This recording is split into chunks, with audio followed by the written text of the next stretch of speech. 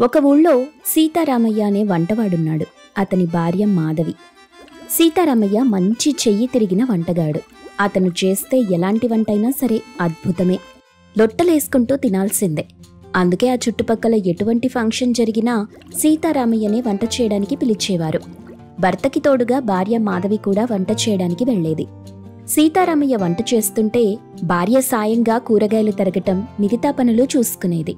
అలా వంట చేస్తూ వచ్చిన డబ్బుతోనే సీతారామయ్య తన కుటుంబాన్ని పోషించుకుంటూ ఉన్నాడు. ఒకరోజు ఆ ఊరి నివాసి అయిన మంగయ్య సీతారామయ్య ఇంటికొచ్చాడు.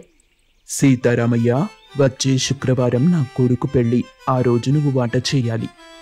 అయ్యయ్యో, ఆ రోజు వేరే ఇంట్లో వంట ఒప్పుకున్నానయ్యా. ఈసారికి వేరే వాళ్ళని చూసుకోండి. మరి ఇద్దరికీ ఒకేసారి చేయటం అంటే కుదరదు కదా. అమ్మో, అదస్సలు జరగదు. వంట చేసేది నువ్వు కాదని తెలిస్తే ఊళ్ళో ఎవరు భోజనానికి కూడా రారు. మరెలాగయ్యా? చేసేదేముంది, పెళ్లి డేటు వాయిదా వేసుకుంటాంలే. సరే, తర్వాత డేట్కి ఖచ్చితంగా వస్తాను. ఇదిగో అడ్వాన్సు అని సీతారామయ్య కొంత డబ్బు చేతిలో పెట్టి, మర్చిపోయి ఇంకెవరికి ఒప్పుకోకు, సరేనా? అలాగే. మంగయ్య వెళ్ళిపోయాడు. అది కోటేశ్వరరావు ఇల్లు. అదే ఊళ్ళో అతను మరో వంటగాడు. అతని వంట అస్సలు బాగోదు. అందువల్ల ఊళ్ళో ఎవరూ అతన్ని వంట చేయడానికి పిలిచేవాళ్లు కాదు. అతను కోపంగా ఒకరోజు ఇంటికొచ్చాడు. అతని భార్య రమాదేవి, వెళ్ళిన పనేమైంది? మంగయ్యని కలిశావా? ఏమవుతుంది, ఎప్పటిలాగే అయ్యింది. ఆ మంగయ్య కొడుకు పెళ్లి వంటను ఆ సీతారామయ్యకే అప్పగించాడు. అలాగా? అంతేకాదు, ఆ సీతారామయ్య గాడికి కుదరదన్నా గాని మంగయ్య తన కొడుకు పెళ్లి డేట్నే మార్చుకున్నాడు. కాని మనకి వంటలివ్వడానికి మాత్రం ఒప్పుకోలేదు. ఆ సీతారామయ్యకి ఊళ్ళో మంచి పేరున్నంతకాలం మనకి ఒక్క వంట కూడా రాదు. ఎలాగైనా వాడి పీడ విరగడయ్యేలా చెయ్యాలి. అందుకే నేనొక పథకం వేశాను. దాన్ని అమలు చేస్తే ఆ సీతారామయ్యకు మంగయ్య ఇంట్లో చేసేదే ఆఖరి వంట అవుతుంది. తర్వాత ఎవ్వరూ వాణ్ణి వంటకి పిలవరు. ఒరే సీతారామయ్య, కాస్కోరా. సీతారామయ్య మాధవి ఇద్దరూ వంట చేయటం ప్రారంభిస్తారు. సీతారామయ్య వండే వంట వాసన ఆ ఊళ్ళోని ప్రతి ఇంటికి చేరింది. బయట అరుగుల మీద కూర్చున్న ఆడవాళ్లు వంట వాసనని తృప్తిగా ఆస్వాదిస్తున్నారు. ఆహా, సీతారామయ్య వంట మొదలెట్టినట్టున్నాడు. వాసన గుబాలిస్తోంది. ఆ వాసనకే ఆకలి పెరిగిపోతుందనుకో. మధ్యాహ్నం భోజనం వరకు కూడా ఆగేలా లేదు నా పరిస్థితి. అవునే, అసలు ఆడవాళ్లు కూడా సరిపోరు ఈ సీతారామయ్య వంట ముందు. ఎలా నేర్చుకున్నాడో ఏంటో ఇంత రుచిగా వంట చేయటం. అప్పుడు రమాదేవి మనస్సులో, మీరంతా తెగ పొగిడేస్తున్న ఆ సీతారామయ్య వంటకి ఈ రోజుతో చెల్లు చీటీ రాబోతుందిలే అని నవ్వుకుంది. రచ్చబండ దగ్గర మగాళ్లు కూర్చొని ఉన్నారు. ఈ సీతారామయ్య చేతిలో అమృతదేవత ఉందో ఏంటో గాని అతని వంట మాత్రం అమోఘంగా ఉంటుందయ్యా. ఒక్కసారి ఆ సీతారామయ్య వంట తిన్నారంటే ఎలాంటి వాడైనా సరే అతనికి దాసోహం అనాల్సిందే. అందులో ఏ మందు కలుపుతాడో, ఏ మాయ చేస్తాడో, ఏ మంత్రం వేస్తాడో మరి. అవునయ్యా, ఈ సీతారామయ్య వంటకి ఎంత గిరాకీ ఉందంటే సీతారామయ్య వంట కోసం మంగయ్య కొడుకు పెళ్లిని కూడా వాయిదా వేశాడంట. వాళ్ల మాటలు పక్కనే ఉండి వింటున్న కోటేశ్వరరావు మనస్సులో, వాడి వంట గొప్పదనం ఏంటో మరి కాసేపట్లో మీరే రుచి చూస్తారులే అని సెటైరికల్గా అనుకున్నాడు. వంట చేయడం పూర్తయిపోయింది. సీతారామయ్య మాధవి అలసటగా ఉండడంతో కాస్త విశ్రాంతి తీసుకుందామని పక్కనే పడుకున్నారు. ఆ సమయంలో కోటేశ్వరరావు తన మనుషులతో అక్కడికొచ్చి ఎవరూ చూడకుండా నెమ్మదిగా చప్పుడు కాకుండా తను ఇంట్లో చేసి తీసుకొచ్చిన వంటల్ని అక్కడ పెట్టి సీతారామయ్య చేసిన వంటల్ని తీసుకెళ్లిపోయాడు. భోజన సమయం కావడంతో ఊళ్ళో వాళ్లంతా ఆవురావురుమంటూ భోజనాలకి కూర్చున్నారు. ఒక్క ముద్ద అలా నోట్లో పెట్టుకున్నారో లేదో తూ అంటూ అందరూ బయటికి ఊసేశారు. అమ్మో, ఉప్పు కారం మంట అని కేకలు వేస్తూ అన్నానికి బదులు చెంబులు చెంబులు నీళ్లు తాగేశారు. చీచి, ఇంత చెండాలమైన వంటని నా జీవితంలో ఎప్పుడూ తినలేదు. అది చూసి సీతారామయ్య మాధవికి ఏమీ అర్థం కాలేదు. మంగయ్య అంజమ్మ కూడా కంగారు పడిపోయారు. సీతారామయ్య తను చేసిన వంటలు రుచి చూశాడు. నిజమే, అవి చాలా చెండాలంగా ఉన్నాయి. కాని ఎలా జరిగింది? తను బాగానే వండానే అని ఆలోచిస్తున్నాడు. ఈ సీతారామయ్యకి ఏమైంది? ఎప్పుడూ లేనిది ఇంత దరిద్రమైన వంట చేశాడు. ఇంతలో అక్కడే ఉన్న కోటేశ్వరరావు ఆ పరిస్థితిని ఆసరాగా చేసుకుని, ఏమవుతుంది, కళ్ళు నెత్తికెక్కుంటాయి. ఊరి వాళ్ళంతా వాడి వంటని గొప్పగా పొగుడుతున్నారు కదా, అందుకే ఎలా చేసి పెట్టినా వాళ్ళే కిక్కురు మనకుండా తింటారులే అని, తనని మెచ్చుకుంటారులే అని అనుకునుంటాడు. ఏంటి సీతారామయ్య ఇది? నిన్ను నమ్మి నీకు వంటిచ్చినందుకు అందరిలో నన్ను ఇంత అవమానిస్తావా? నేను వంట బాగానే చేశాను మంగయ్య గారు, కానీ ఇదెలా జరిగిందో తెలియటం లేదు. మాట్లాడకయ్యా. మంగయ్య గారు, నేను బ్రతిమాలినా మీరు వినలేదు. ఇప్పుడు చూసారా? ఇప్పుడు బంధువులలో పోయిన నా పరువు ఎలా తిరిగి వస్తుంది? మీరేం కంగారు పడకండి. మీ అబ్బాయి పెళ్లి ఫంక్షన్ పాడవకుండా నేను చూస్తాను. ఇలాంటిదేదో జరుగుతుందని ముందే ఊహించి నేను కూడా వంట చేశాను. నా వంటని అందరికీ పంపిస్తానులే. అలాగే. కోటేశ్వరరావు వంట తిని ఊరి జనం ఆహా ఓహో అని మెచ్చుకున్నారు. ఆ రోజు నుండి ఊళ్ళో కోటేశ్వరరావుకే అన్ని వంటలు వస్తుంటాయి. సీతారామయ్యకి రావటం ఆగిపోతాయి. అలా కొన్నాళ్లకు వర్షాకాలం వచ్చింది. ఏవయ్యా, ఇప్పుడేంటి పరిస్థితి? మనం పూర్తిగా వంటలు చేయటం మానేయాల్సిందేనా? ఊళ్ళో ఎవరూ మనకు వంటలివ్వటం లేదు. ఇదంతా మనకి వంటలు రాకుండా చేయడం కోసం మనపై ద్వేషంతో ఆ కోటేశ్వరరావు గారు వేసిన పథకం అనిపిస్తుంది. అలాగా? అవును. లేకపోతే మన వంటలు పాడైపోతాయని వాడు ముందే ఊహించి ఎలా వంట చేస్తాడు? అంటే మన వంటల్లో మనకి తెలియకుండా వాడే కావాలని ఉప్పు కారం కలిపుంటాడా? అవును. అయితే ఇప్పుడే ఊళ్ళోకి వెళ్ళి ఈ విషయం అందరికీ చెప్పి వాడంతా తేలుద్దాం. అప్పుడు ఊళ్ళో వాళ్ళంతా మళ్ళీ మనకి వంటలిస్తారు. అదంత ఈజీ కాదు. మన దగ్గర సాక్ష్యాలు ఆధారాలు లేకుండా ఎలా నమ్మిస్తాం? మరిప్పుడేం చేద్దాం? ఆ కోటేశ్వరరావు గారు కొట్టిన దెబ్బకి ఇక మనం వంటలు చేయటం మానేస్తామని అనుకుంటున్నాడు వాడు. దాన్ని తిప్పి కొట్టాలి. అందుకు నా దగ్గర ఒక ఉపాయం ఉంది. ఏంటయ్యా అది? మనం ఇంట్లోనే వంట చేసి దాన్ని పార్సల్ చేసి ఊళ్ళోకి వెళ్ళి అమ్ముకుందాం. కానీ ఊళ్ళో వాళ్ళు మన దగ్గర కొనరు కదయ్యా. దానికి ఒక ఉపాయం ఉంది, చెప్తాను. ముందు వంట చేద్దాం పద. ఏవయ్యా, ఇది వర్షాకాలం. చెరువుల్లోకి కొత్త నీరు రావటం వల్ల మంచి మంచి చేపలొస్తాయి. కాబట్టి మనం చేపల పులుసు చేసి అమ్మితే ఎలా ఉంటుంది? బ్రహ్మాండంగా ఉంటుంది. అలాగే చేద్దాం. నా చేతి చేపల పులుసు రుచి చూసి ఈ ఊరి వాళ్ళు మళ్ళీ నా వంటలకి ఫ్యాన్స్ అయిపోవాలి అని సీతారామయ్య మాధవి ఇద్దరూ కలిసి గుమగుమలాడే బొమ్మిడాల చేపల పులుసు చేస్తారు. ఆ చేపల పులుసు పార్సల్ చేసి దాన్ని తోపుడు బండిపై పెట్టుకుని అమ్మడానికి ఊళ్ళోకెళ్తారు. ఆ బండి ఊళ్ళోకి రాగానే జనాలందరికీ సువాసన గుబాలిస్తుంది. నోరూరించే చేపల పులుసు ఒక్కసారి తిన్నారంటే వదిలిపెట్టరు. ఆ రోజు మంగయ్య గారింట్లో జరిగిన దానికి నన్ను క్షమించండి. అదేదో తప్పిదం వల్ల జరిగింది. నాకొక్క అవకాశం ఇచ్చి చూడండి. ఒకసారి నా చేపల పులుసు రుచి చూడండి. ఏదైనా తేడా ఉంటే మళ్ళీ జీవితంలో వంట చెయ్యను, మానేస్తాను అని అనడంతో ఊరివాళ్లు సరే ఒకసారి చూద్దామనుకుని చేపల పులుసు కొని రుచి చూస్తారు. అద్భుతంగా ఉంటుంది. ఓహో, సీతారామయ్య వంట మళ్ళీ గాడిలో పడింది అని అందరూ లొట్టలేసుకుంటూ తింటారు. అలా ఊళ్ళో వాళ్లంతా మళ్ళీ సీతారామయ్య వంటకి అలవాటు పడతారు. కాసేపట్లోనే చేపల పులుసు హాట్ కేకుల్లా అమ్ముడుపోతుంది. సీతారామయ్య వంట చేయటం తన ఇంట్లోనే పెట్టడంతో కోటేశ్వరరావు కూడా ఏం చెయ్యలేకపోతాడు. అలా సీతారామయ్య తన తెలివితేటలతో తనకి వచ్చిన వంట అనే విద్యని ఆధారంగా చేసుకుని వర్షాకాలంలో కూడా ఉపాధి పొందుతూ రెండు చేతులా సంపాదిస్తుంటాడు. వాళ్లని చూసి కుళ్ళుకుంటారు కోటేశ్వరరావు, రమాదేవి. సీతారామయ్య, మాధవి మాత్రం చాలా హ్యాపీగా ఉంటారు. ఒక చిన్న గ్రామంలో రాములు అనే అతను ఉన్నాడు. ఎప్పుడూ పంచె కట్టుకొని ఊరంతా తిరుగుతూ ఉంటాడు. కాని అతని ప్రత్యేకత తన మాటలతోనే జనాలను మోసం చేసేవాడు. అతను ఊరిలో ఎవరితోనైనా సరే చాకచక్యంతో తన పనిని జరిపించుకోవటంలో ముందుంటాడు. ఒకరోజు పొలంలో పని చేసుకుంటున్న రాజన్న అనే ఒక వ్యక్తి దగ్గరికి వెళ్లి ఇలా అంటాడు. రాజన్న, నీ పొలం చాలా అద్భుతమైంది. నీకు తెలుసో లేదో, నీ భూమిలో ఒక అద్భుత శక్తి ఉంది. అయినా నాది పొదునైన భూమి. అది కూడా ఈ పొదునైన భూమిలో అద్భుత శక్తి ఉందని అంటున్నావు. ఎక్కడ రాములు అది? ఆ మాటలకి రాములు రాజన్నతో, అవును రాజన్న, నాకు తెలిసిన ఒక గురువుగారు ఈ మాట చెప్పారు. ఈ భూమిలో పాతకాలంలో రాజులు కోడెద్దుల్నే కాదు హంసలు కూడా ఇక్కడే మేపేవారంట. అందుకే ఇది అద్భుతమైన భూమి.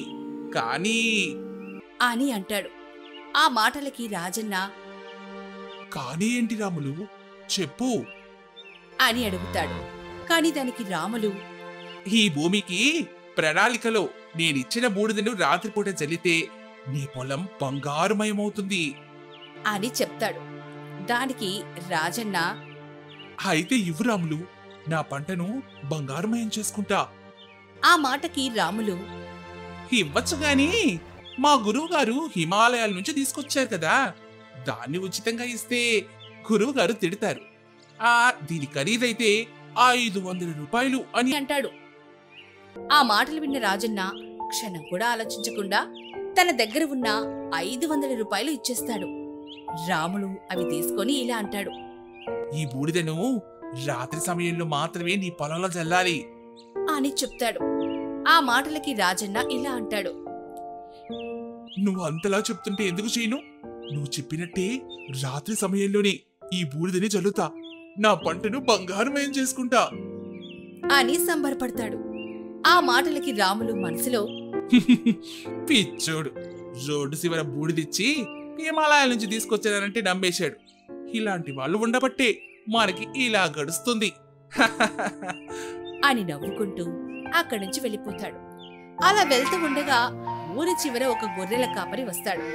అతన్ని చూసి ఈసారి మరొకడు దొరికాడు, ఈసారి వీడిని బురుడి కొట్టద్దాం అని అనుకొని అతడి దగ్గరికి వెళ్తాడు. ఓయ్ కొండయ్య, నీ గొర్రెల్ని మోపే విధానం ఇది కాదులే అని అంటాడు. ఆ మాటలు విన్న గొర్రెల కాపరి కొండయ్య ఇలా అంటాడు.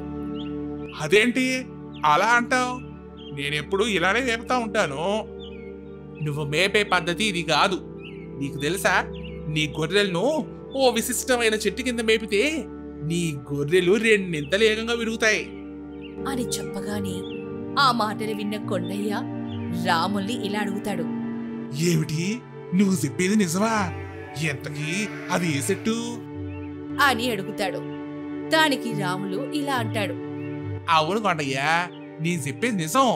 మన ఊరు అవతలున్న మహావృక్షం అదొక సిద్ధ వృక్షంలే. ఆ చెట్టు దగ్గర నీ గొర్రెలు గనక మేపితే అవి బాగా లావుగా తయారవుతాయి. కానీ దానికి ఒక నిబంధన ఉంది. ఏమిటా నిబంధన అని అడుగుతాడు. అక్కడ గొర్రెలు మేపాలంటే ఒక నియమం ఉంది. అక్కడికి ఎవరు పడితే వాళ్ళు వెళ్ళకూడదు. అలా వెళ్ళడానికి లేదు. నువ్వు వెళ్తే నీ గొర్రెలపై ప్రభావం చూపించదు. అయ్యయ్యో, అదేంటి ఇప్పుడు అలా అంటున్నావు? అక్కడికి వెళ్ళడానికి నీకొక శక్తివంతమైన రత్నం ఇస్తా. అది గనక నీ దగ్గర ఉందనుకో, నీ గొర్రెలు మంచి బలంగా ఉంటాయనుకో. కాకపోతే దాని ఖరీదే కొంచెం ఎక్కువ. ఏం పర్లేదు, ఎంత ఖరీదైనా సరే తీసుకుంటా అని అంటాడు. ఆ మాటలు విన్న రాములు ఇలా అంటాడు. అలాగా, అయితే 1000 రూపాయలు. ఆహా, సరే సరే తీసుకో అని తన దగ్గరున్న డబ్బులు ఇచ్చేస్తాడు. అవి తీసుకొని అక్కడి నుంచి వెళ్తూ ఇలా అనుకుంటాడు. కొండయ్య కూడా ఈ గొర్రెల్లో ఒకడు అనుకుంటా. నేను చెప్పింది గుడ్డిగా నమ్మేశాడు. ఈ ఊర్లో అందరూ ఇలానే ఉన్నారనుకుంటా. గుడ్డిగా నమ్మేస్తున్నారు ఏం చెప్పినా. ఏంటో అని అనుకొని అక్కడి నుంచి చిన్నగా నవ్వుకొని వెళ్ళిపోతాడు. అలా ఊర్లో ఉన్న ప్రతి ఒక్కరిని మోసం చేసుకుంటూ వెళ్తూ ఉంటాడు. అటుగా వెళ్తున్నప్పుడు మధ్యలో ఒక బార్బర్ షాప్ కనిపిస్తుంది. రాములు ఆ బార్బర్ షాప్ లోకి వెళ్తాడు. లచ్చన్న, ఇటుగా వెళ్తుంటే నేను చూసి పలకరిద్దామని వచ్చా అని అంటాడు. దానికి లచ్చన్న సరే సరే ఇలా వచ్చి కూర్చో అని అంటాడు. లచ్చన్న చేతిలో ఉన్న కత్తి చూసి ఇలా అంటాడు. లచ్చను, నీ చేతిలోనే ఒక మహాశక్తి ఉంది అంటే దానికి లచ్చన్న నవ్వుతూ ఏంటి రాములు, ఎప్పుడొచ్చినా మజాకేస్తూ ఉంటావు. ఈ రోజేంటి తెగ పొగిడేస్తున్నావు? నీకు తెలియదేమో, నువ్వు పట్టుకున్న గట్టి దేవతల శక్తి వలె నువ్వు ముట్టుకున్న వాడి యొక్క దురదృష్టం పోగొట్టగలదయ్యా. ఏంటి నువ్వు చెప్పేది నిజమా? నేను ప్రతిరోజు కత్తితో అందరికీ చేస్తూనే ఉంటానే, నాకెప్పుడు తెలియదే నాకు అలాంటి శక్తి ఉందని అని రాములతో అంటాడు. దానికి రాములు ఆహా, అందుకే అంటారు, స్వయాన నరుడే తన శక్తిని గుర్తించలేడు, కానీ దీన్ని ఇంకా శక్తివంతంగా మార్చొచ్చు. ఎలా రాములు? నాకు ఒక ప్రాచీన మంత్రం తెలుసు. అది నీ దుకాణం తెరిచినప్పుడు ప్రతిరోజు దాన్ని కనుక చదివితే నీ దగ్గర నలుగురికే కాదు 10 మందికి పని దొరుకుద్ది అని చెప్పగానే లచ్చన్న అబ్బా, ఇంతకీ ఏ మంత్రం ఏంటది? చెప్పు రాములు. ఆ మంత్రం చదవడానికి ముందు నేను చెప్పే ప్రత్యేక తైలం నీ కత్తికి రాయాలబ్బా. అది పాతాళ గంగలో హిమాలయ గృహలో దొరికే అరుదైన పవిత్రమైన తైలం అది. అవునా? అది నా చేతులకి అంత శక్తిని పెంచుతుందా? అవునబ్బా లచ్చన్న, ఒక్కసారి తైలం రాసిన తర్వాత నువ్వు గడ్డం చేసేటప్పుడు కస్టమర్కి కత్తి తాకితే చాలు, అతనికి అదృష్టం కూడా కలుగుతుంది. ఇంతకీ ఆ తైలాన్ని ఎంతకు అమ్ముతావేంటి? అబ్బో లచ్చన్న, ఇది చాలా అరుదైంది, 1500 రూపాయలు అని అంటాడు. రాములు క్షణం కూడా ఆలోచించకుండా తన దగ్గరున్న డబ్బులన్నీ కూడా రాముల చేతికిచ్చి రాముల దగ్గరున్న తైలం తీసుకుంటాడు. కొన్ని రోజులకి రాములు చేతిలో మోసపోయిన లచ్చన్న, అలాగే కొండయ్య, రాజన్న ఆ గ్రామ పెద్ద ఇంటికి వెళ్తారు. గ్రామ పెద్దతో ముగ్గురు ఇలా చెప్పుకుంటారు. అయ్యా నమస్కారం. ఏంటి ముగ్గురు ఇలా వచ్చారు? మీ ముఖాలు ఎందుకలా ఉన్నాయి? అసలు ఏం జరిగిందో చెప్పండి. అయ్యా, ఈ రాములు నా షాప్కి వచ్చి నా కత్తిని ఏదో మంత్రాలతో శక్తివంతం చేస్తానని చెప్పాడు. అంతేకాదు, నేనెవరికి గడ్డం చేస్తే వాళ్ళ దురదృష్టం పోతుందన్నాడయ్యా. నమ్మి వాడిచ్చిన తైలం రాశాను. ఇప్పుడు నా షాప్కి వచ్చిన ప్రతి ఒక్కరికి గడ్డం ఎరబడిపోతోంది. అందరూ నన్ను తిడుతున్నారయ్యా. నేనేం చేశానయ్యా? అయ్యా, ఈ రాములు నన్ను మోసం చేశాడు. ఊరి చివరున్న చెట్టు దగ్గర నా గొర్రెల్ని మేపితే లావుగా బలంగా అవుతాయని చెప్పాడు. ఇప్పుడు చూడండి అయ్యా, అవి మరింత బక్క సిక్కిపోయాయి. వాడి మాటలు నమ్మి నేను ఎంత నష్టపోయానో. అయ్యా, ఈ రావులు నా పొలంలో ఏదో బూడిద చల్లితే బంగారం పండుతుందని చెప్పాడు. వాడి మాటలు నమ్మి ఆ బూడిద చల్లాను. ఇప్పుడు నా పొలం మొత్తం పాడైపోయింది, ఏమీ పండడం లేదు. నేను ఎలా బ్రతకాలయ్యా? ముగ్గురి మొర విన్న ఆ గ్రామ పెద్ద కోపంగా, ఎక్కడ ఉన్నాడా రాములు? వాణ్ణి ఇక్కడికి తీసుకురండి. లచ్చన్న రాములను గ్రామ పెద్ద దగ్గరికి తీసుకొస్తాడు. ముగ్గురు బాధితులు చూస్తూ గ్రామ పెద్ద రాములతో ఇలా అంటాడు. రాములు, నువ్వు చేసేదేం బాలేదు. నీ మాయ మాటల వల్ల వీళ్ళు ముగ్గురు మోసపోయారు. అలాగే నీ వల్ల వీళ్లకు నష్టం కలిగింది. దీనికి నువ్వేం సమాధానం చెప్తావు? అయ్యయ్యో, నేనేం చేశానయ్యా? వాళ్ళు నా మాటలు నమ్మితే నేనేం చేస్తాను చెప్పండి? నేనే వాళ్ళ దగ్గర నుంచి బలవంతంగా డబ్బు ఏం తీసుకోలేదు కదా. నా దగ్గర ఒక మంచి విషయం ఉందని చెప్తే వాళ్ళంతటి వాళ్ళగానే వచ్చి కొనుక్కున్నారు. ఇందులో నా తప్పే ఉంది చెప్పండి? వాళ్ళంత అమాయకంగా ఉంటే నేనేం చెయ్యాలి? తప్పు నాది కాదు, వాళ్ళదే. ఎవరో ఏదో చెప్తే గుడ్డిగా నమ్మేస్తే నేను బాధిని ఎలా అవుతాను? నీ మాటలు నమ్మి నష్టపోతే అది వాళ్ళ తప్ప? నువ్వు చెప్పింది నిజమని నమ్మి డబ్బులిస్తే అది వాళ్ళ అమాయకత్వమా? నువ్వు చెప్పిన మాటల్లో నిజం ఉందా? ఆ బూడిద బంగారాన్ని చేస్తుందా? ఆ తైలం కత్తికి శక్తినిస్తుందా? ఆ చెట్టు కింద గొర్రెలు రెట్టింపు అవుతాయా? నువ్వు చెప్పినవన్నీ అబద్ధాలని వీళ్ళ మొహాలు చూస్తేనే తెలుస్తోంది. నేనెందుకు అబద్ధం చెప్తానయ్యా? నాకు తెలిసిన విషయాలు చెప్పాను. నమ్మడం నమ్మకపోవడం వాళ్ళ ఇష్టం. ఒకవేళ ఫలితం లేకపోతే నాకేం సంబంధం చెప్పండి? నువ్వు మంచి మాటలు చెప్పి వాళ్ళ నమ్మకాన్ని వాడుకొని డబ్బు సంపాదించావు. ఇది మోసం కాక మరేంటి? అయినా నీ మాటల్లో నిజం లేదని నాకు తెలుసు. కాని నువ్వు తెలివైన వాడివి. కాని నీ తెలివిని మంచి పనుల కోసం ఉపయోగించాలి. ఇలా అబద్ధాలు చెప్పి అమాయకుల్ని మోసం చేయడం మంచి పద్ధతి కాదు. నీ వల్ల వీళ్ళు చాలా నష్టపోయారు. దీనికి నువ్వు ఏదో ఒక సమాధానం చెప్పాలి. నాకేం చెప్పాలో తెలియడం లేదయ్యా. నీకు ఒక అవకాశం ఇస్తున్నాను. నువ్వు ఎవరి దగ్గర ఎంత డబ్బు తీసుకున్నావో అంత తిరిగిచ్చే. మళ్ళీ ఇలాంటి పనులు చేయనని అందరి ముందు ఒప్పుకో. లేకపోతే ఈ ఊర్లో నీకు స్థానం ఉండదు. ఇంకెప్పుడు ఇలా జరగదయ్యా అని అందరి ముందు అంటాడు. దానికి అందరి దగ్గర మాటలు చెప్పి తీసుకున్న డబ్బు మొత్తం తిరిగి ఎవరి డబ్బు వాళ్ళకి ఇచ్చేస్తాడు. వాళ్ళు కూడా ఆనందపడతారు. ఇక ఆ రోజు నుంచి రాములు ఇంకెవరితో కూడా మాయమాటలు చెప్పకుండా నీతిగా అందరి దగ్గర నిజాయితీగా ఉంటాడు. మాటలు తెలివిగా ఉంటే సరిపోదు, మనం చేసే పనులు కూడా తెలివిగా ఉండాలి. ఆ రోజు నుంచి మంచిగా ఉంటూ జనాలతో మంచి వాళ్ళ జీవితం కొనసాగిస్తాడు. నీతి. తమ స్వార్థం కోసం ఇతరులని మోసం చేసేవారు తాత్కాలికంగా విజయం సాధించినట్లు అనిపించినా చివరికి వారి నిజస్వరూపం బయటపడుతుంది. అలాగే వారు నష్టపోతారు కూడా.